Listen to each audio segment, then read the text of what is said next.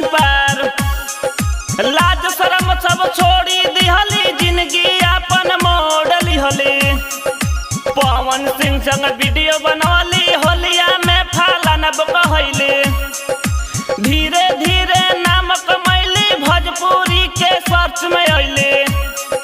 जानी लो भाई जनाम तानी, मधुकांड गावतानी।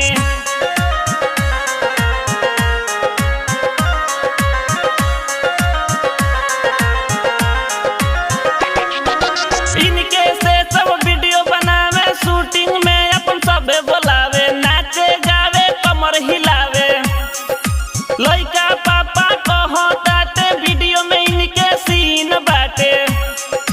200 के कैसे झरली बाल, ओही घरी भइल बवाल। कहली राजा जाई बहरिया, माजा मरली घर के भीतरिया।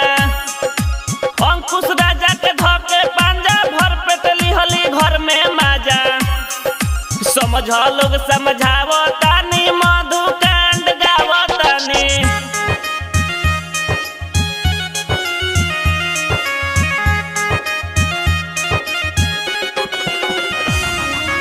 ऐसन वीडियो आइल बा, सभे लोग भकुआइल बा।